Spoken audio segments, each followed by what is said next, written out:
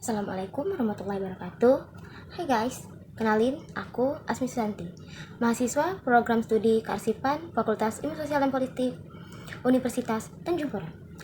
Di perkenalan kita kali ini, aku akan menjelaskan secara ringkas tentang apa itu disposisi dan telah staf menurut Permendagri nomor 1 tahun 2023. Di pasal 11 ayat 3 menjelaskan bahwa disposisi merupakan petunjuk tertulis singkat dari atasan kepada bawahan mengenai tindak lanjut atau tanggapan terhadap naskah dinas yang masuk.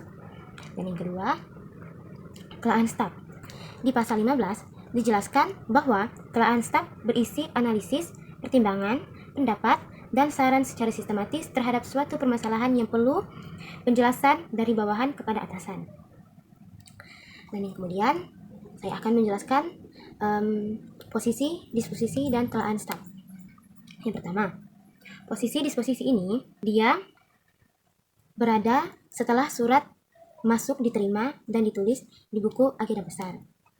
Nanti di buku agenda besar tersebut kita akan menuliskan dari mana surat itu berasal, tanggal diterima, perihal, lampiran, dan kepada siapa surat itu ditunjukkan. Setelah surat itu sampai kepada pimpinan, keluarlah surat disposisi.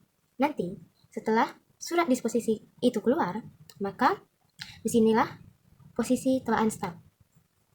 Jadi posisi telaan staf ini berada setelah surat disposisi keluar atau diterbitkan, yang dimana nanti telaan staf ini akan menjadi tindak lanjut untuk melakukan kegiatan atau kajian analisis dari staf atau bawahan kepada pimpinan untuk membantu pimpinan dalam mengambil keputusan. Surat yang kami dapatkan berasal dari pemerintah Kabupaten Kebumen, Dinas Pariwisata dan Kebudayaan. Dapat kita lihat di lembar disposisi terdapat dari mana surat itu berasal. Kemudian terdapat juga nomor surat dan tanggal diterima surat tersebut. Setelah itu kita juga mengisi sifat surat, yaitu biasa, namun tandai dengan segera. Artinya surat ini harus segera ditindaklanjuti. Kemudian di lembar disposisi ini juga ada tentang perihal, yaitu undangan acara forum OPD Dinas Pariwisata dan Kebudayaan Kabupaten Kebumen tahun 2022 pada tanggal 22 Februari 2022 pada pukul 1 siang sampai dengan selesai. Di mana lembar disposisi ini akan diteruskan kepada inspektur daerah dengan harap untuk koordinasi atau penetapan. Dan yang terakhir, di catatan dituliskan kepada yang terhormat inspektur daerah mohon untuk menindaklanjuti undangan rapat forum OPD. Yang kedua, lembar disposisi ini ditunjukkan kepada kepala subbagian dengan harapan yang sama juga untuk koordinasi dan konfirmasi. Dengan catatan kepada subbagian segera mengkonfirmasi kehadiran dan tunjuk staf kepala bidang yang mewakili. Kemudian pada lembar disposisi yang terakhir itu ditunjukkan kepada staf pelaksana dengan catatan hadiri rapat forum OPD, dokumentasi, dan buat laporan hasil rapat. Nah, tadi kan kita sudah melihat tuh bagaimana cara pembuatan lembar disposisi dan apa-apa saja yang harus kita lakukan di lembar disposisi. Selanjutnya, aku akan mengajak kalian untuk melihat bagaimana sih cara kita membuat telaan staf. Jadi, mohon disimak kembali videonya. Yang pertama, telaan staf ini kita terdapat seperti identitas, yang dimana di sini tertulis surat ini ditujukan kepada Asisten Pemerintahan dan Kesejahteraan Rakyat Sekda Kabupaten Kebumen. Yang kedua, Inspektur Daerah Kabupaten Kebumen, dan yang terakhir adalah kepada Kepala Badan Pengelolaan Keuangan dan Pendapatan Daerah. Di surat ini, di telaan staf ini juga terdapat dari mana surat itu berasal, dan surat ini berasal dari Dinas Pariwisata dan Kebudayaan Kabupaten Kebumen. Tanggal masuk surat tersebut adalah 18 Februari 2022 dengan nomor surat 005-12 dengan lampiran 1 bandel dan perihal undangan. Di sini dapat kita lihat persoalan dari undangan tersebut adalah untuk menghadiri kegiatan forum OPD Dinas Pariwisata dan Kebudayaan Kabupaten Kebumen tahun 2022, serta di surat tersebut ditulis juga kita harus tetap mematuhi protokol kesehatan COVID-19. Dan yang kedua ada peranggapan. Di sini peranggapan berisikan diharapkan kehadiran perwakilan untuk menghadiri undangan.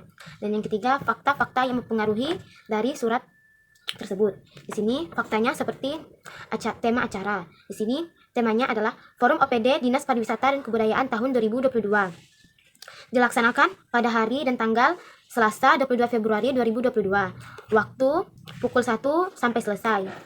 Tempat dilaksanakan rapat tersebut adalah di ruang rapat Dinas Pariwisata dan Kebudayaan Kabupaten Kebumen di lantai 2. Dan pihak yang diundang adalah Asisten Pemerintahan dan Kesejahteraan Rakyat, Sekretaris Daerah Kabupaten Kebumen, Inspektur Daerah Kabupaten Kebumen, dan Kepala Badan Pengelolaan Keuangan dan Pendapatan Daerah.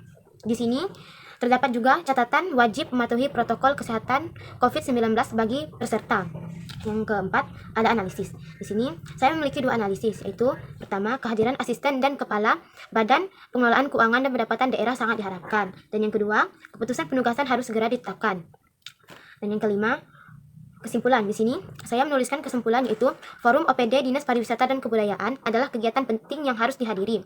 Diperlukan arahan dari pimpinan untuk memastikan staf pelaksanaan yang mewakili undangan forum tersebut harus yang. Dan yang terakhir dari kalangan staf adalah saran. Di sini saya memiliki 3 saran, yaitu menugaskan asisten pemerintah dan kesejahteraan rakyat Sekda Kabupaten Kebumen untuk menghadiri forum OPD ini, atau menginstruksikan kepada Kepala Badan Pengelolaan Keuangan dan Pendapatan Daerah untuk menghadiri atau menunjuk pejabat administrator yang kompeten. Dan yang terakhir, memerintahkan kepada Kepala Bagian Tata Usaha dan Umum untuk menyiapkan surat dinas atau perintah perjalanan dinas atau SPPD bagi pejabat yang ditunjuk. Itu tadi adalah telaan staf dari surat undangan dari Dinas Pariwisata dan Kebudayaan Kabupaten Kebumen. Kemudian di sini aku akan menjelaskan tentang contoh nyata, disposisi, dan telaan staf. Aku mengambil contoh dari Dinas Kehutanan, yang dimana Dinas Kehutanan akan memberikan surat kepada misalkan Bupati, yang dimana isi surat itu berisi tentang himbauan untuk tidak membakar lahan dengan cara besar-besaran dan pencegahan kebakaran hutan dan lahan atau karhutla. Setelah surat tersebut sampai ke kantor, maka yang pertama kali akan mengeksekusi surat tersebut adalah pegawai atau tata usaha yang menerima surat tersebut. Mereka akan menuliskan identitas surat tersebut dalam buku agenda besar. Setelah ditulis di buku agenda besar, maka staf tersebut akan mengantarkan surat tersebut kepada pimpinan.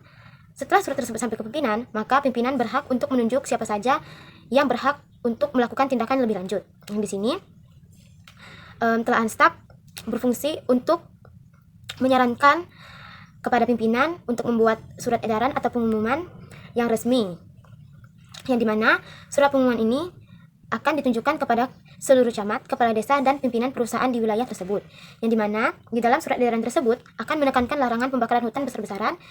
Jika tidak ingin mengikuti himbauan atau larangan tersebut, maka pihak terkait yang sengaja untuk membakar lahan secara besar-besaran akan dikenakan sanksi hukum yang berlaku.